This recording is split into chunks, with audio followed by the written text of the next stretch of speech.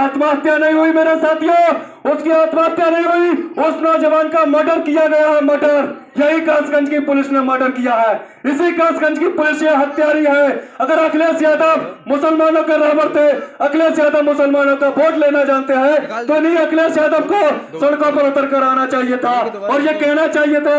जिस तरीके से गुप्ता जी के घर पर गए थे और गुप्ता जी को भी 30 लाख रुपए का चेक दिया था उन्होंने, उद्योगपति करोड़पति गुप्ता जी, जो गुप्ता जी समाजवादी पार्टी को 1% भी वोट नहीं करता है मेरे साथियों, 1% भी।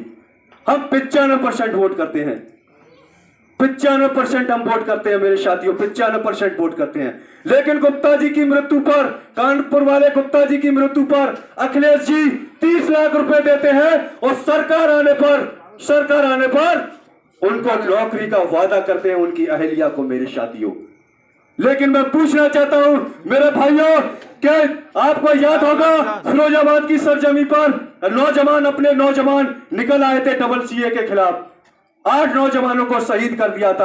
अल्हम्दुलिल्लाह वो तो मेरा नसीब था कि मैं भी बच गया, नहीं मैं भी पुलिस का शिकार हो सकता था, मेरे भी गोली लग सकती थी। मैं पूछना चाहता हूं मेरे साथियों कि मैंने भी CWL में मतलब वहां पर जाकर सड़क पर सिर्फ खाली अपने हक मांगा था, लेकिन इन्हीं समाजवादी पार्टी के लोगों ने मेरे ऊपर भी मुकदमा दर्ज कराना का भी काम किया मेरे भाइयों।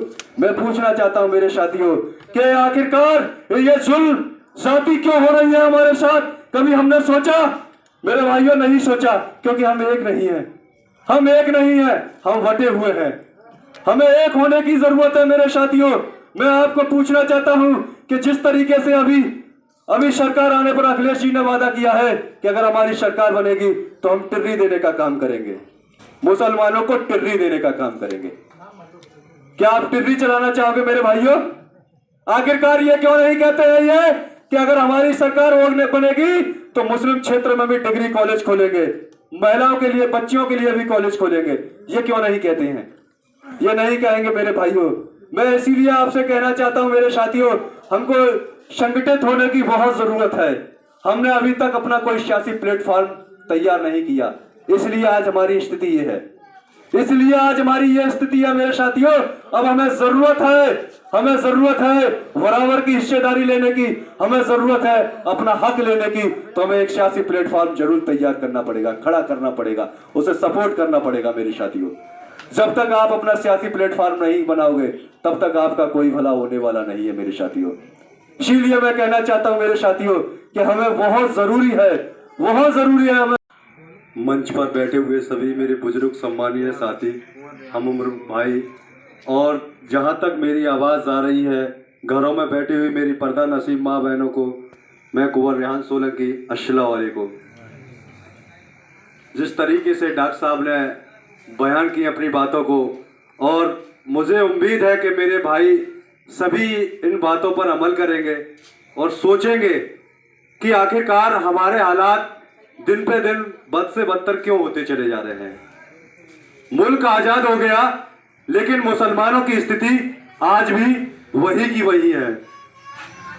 मैं पूछना चाहता हूं मेरे भाइयों कि हमारे जब मुल्क आजाद हुआ था उसके बाद बंटवारा हुआ, अगर जाना चाहते हम तो चले जाते पाकिस्तान, लेकिन हमने भारत को अपना मुल्क माना और भारत में ही हम रहे।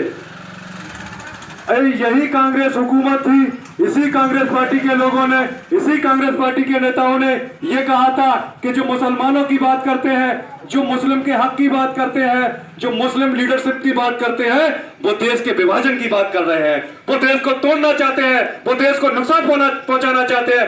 मैं पूछना चाहता हूं मेरे भाइयों, मेरे साथियों, मेरे बुजुर्गों, आप बताइए कि हमने आपके कहने पर कांग्रेस पार्टी को वोट किया, कांग्रेस पार्टी को अपना पार्टी माना।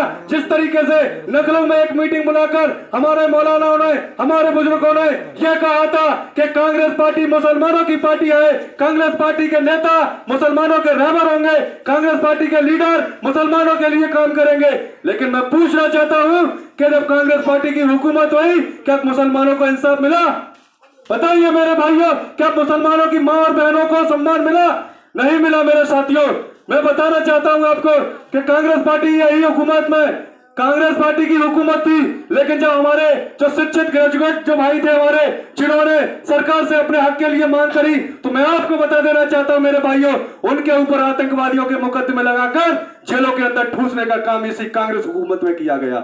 लेकिन जब ये पता है आपको कि 20 साल और 25 साल मुकदमा चलता है, 20 साल 25 साल मुकदमा चलता है, हमारा भाई जेल के अंदर रहता है और 25 साल बाद मानने वाले ये कह देते हैं कि रफीक भाई के लिए कोई मतलब सबूत नहीं मिले, इसलिए इनको वाजिद बरी किया जाता है। जब रफीक भाई को माननीय सुप्रीम न्यायालय बरी कर देता है, तो क्या कांग्रेस पार्टी जिन्होंने रफीक भाई को गिरफ्तार करके जेल के अंदर डाला था, देशद्रोही और आतंकवादी के मुकदमे लगाए, क्या कांग्रेस पार्टी के लोगों ने, क्या कांग्रेस पार्टी की हुकूमत ने उन अधिकारियों के ऊपर कोई कार्रवाई करने की कोशिश करी? नहीं करी मेरे साथियों। आखिरकार क्यों नहीं करी? ये सबसे बड़ी कमजोरी है।